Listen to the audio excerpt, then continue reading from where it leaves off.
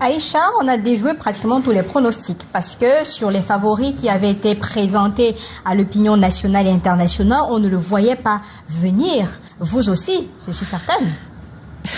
Moi, ça m'amuse toujours lorsqu'on parle de déjouer les pronostics, lorsque nous attendons un nouveau pape, parce que si nous comprenons réellement ce que c'est qu'un conclave, je pense que on ne se stresserait pas, on ne s'embarrasserait pas des pronostics, parce que jusqu'à preuve de contraire, on n'a jamais eu un pape qui ait été parmi ceux que le peuple attendait, c'est-à-dire ce que le monde attendait. C'est quelque part pour nous montrer, pour nous dire que l'élection du pape, ça va au-delà de notre humanité. Permettez-moi le mot. Ça va au-delà de notre humanité. Ce sont certes les cardinaux qui, dans le conclave, vont voter le pape, voter entre guillemets. Mais en fait, pour nous, c'est celui que le Seigneur a désigné pour présider à la destinée de l'Église universelle à un moment donné.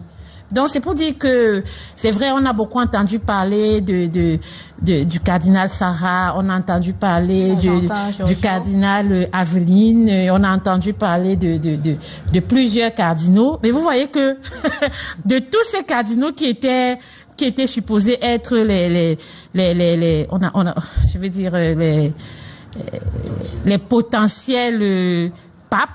Mais on a encore eu un outsider. Tous les cardinaux sont des papabiles.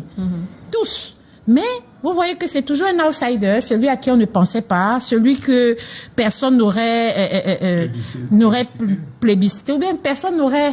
Moi, j'ai entendu dire, il paraît que certaines personnes s'amusent même à parier. Oui, c'était le fantasme. Mais oui. Ça a été... Mais tout un site a été créé. Pour des paris. Plusieurs millions de dollars.